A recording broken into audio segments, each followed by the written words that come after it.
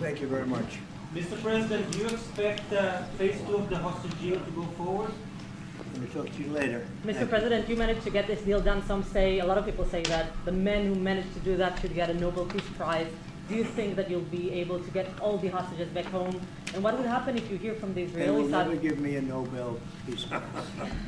What would happen if the Israelis... I deserve it, but they will never give it to me. What would happen, sir? What would happen to go forward? What needs to happen for normalization with Saudi Arabia? Well, we're going to see, and we're dealing with a lot of people, and we have steps to go yet, as you know, and maybe those steps go forward, and maybe they don't. We're dealing with a very complex group of people, situation and people, but we have the right man, we have the right leader of Israel. He's done a great job, and we've been friends for a long time. And we do a great job also, and I think we have a combination that's very unbeatable, actually. Can I ask, what would happen, Mr. President? What would happen, Mr. President? What would happen if you hear, Mr. President? Wait a minute. Wait. Where is that person? Where's that person coming from? Come on. Yeah, Mr. President, what would happen if you'll hear from the Israeli side today that they're not willing to go through with the deal to get all the hostages back home and finish the war? We'll see what happens. Whatever happens, we'll be prepared to handle the situation. Are the Saudis demanding a Palestinian state? Mr. President? Are the Saudis demanding a Palestinian state? No, they're not. No.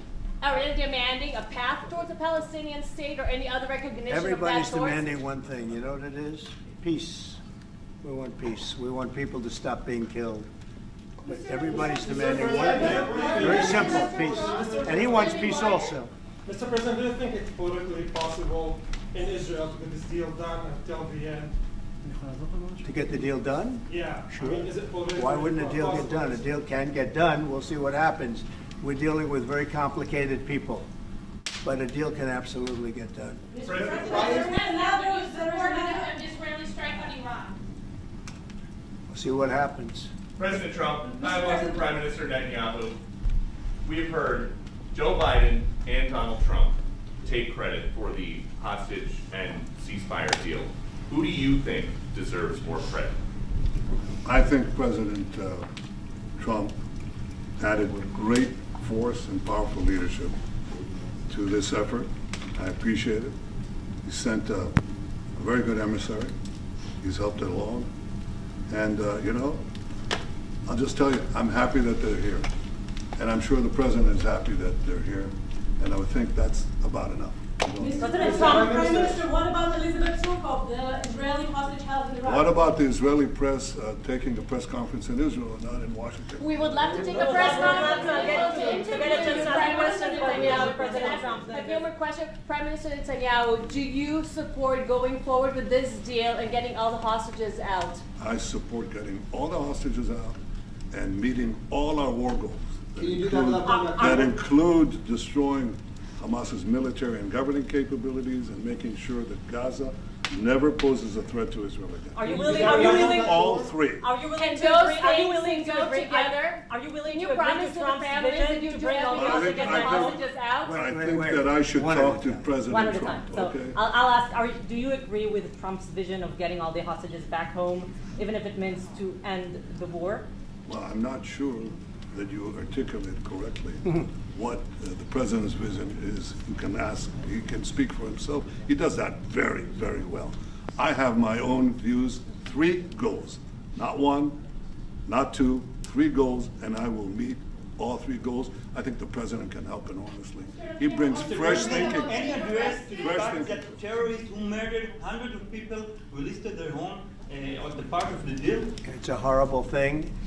We can't forget it. I'll never forget it, and you can't forget it. And some people want to put it out of their memory, but we're not going to ever let that happen. It was a horrible day, October 7th. That was a horrible period of time. And a lot of people like to pretend it didn't happen. It happened. It's a big group of people that like to pretend it didn't happen, like the Holocaust didn't happen. Same mindset. No, we're going to get this thing wrapped up, and we're going to get it done. We're also dealing, I think, very successfully with Russia, Ukraine. We're going to hopefully get that one done at some point in the not too distant future. That's a complex problem also. but we solve problems. We'll, when I left, we had no problem. There was no Ukraine and Russia fighting. There was no October 7th. There was nothing. And some very poor leadership led to a lot of problems and a lot of death.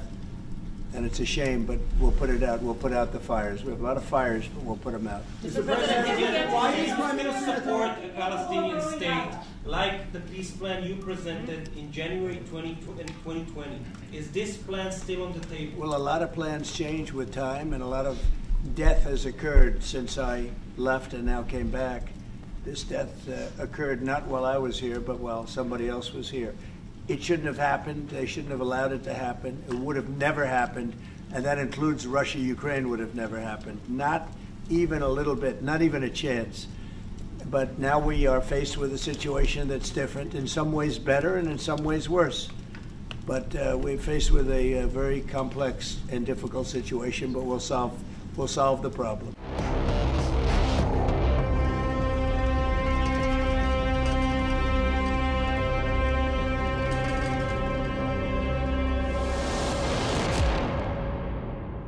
I think he's just making things up off the cuff. Most certainly there's no plan behind this. And if there is, it's not a plan that has any connection to reality in today's Middle East, and certainly not in consultation with the Palestinians or neighboring countries like Egypt and Jordan, which reject the first step in his plan, which is to remove all the Palestinians of Gaza and put them in their countries. He's trying to seize the spotlight with provocative statements to try to shift the debate and focus the mind. But he's made statements like this in the past. Remember in his first term when he said about Iraq, we will take all of their oil. Now, did they even get close to doing any of that? No. But I think there's some part of him who is relieved to hear that maybe somebody in America would want to take this problem from his hands, because he certainly does not have a clear plan for how this all ends in Gaza. But then he'll have to face the reality that he's part of a government, his own governing coalition, that includes right-wing Israelis who want to reoccupy Gaza.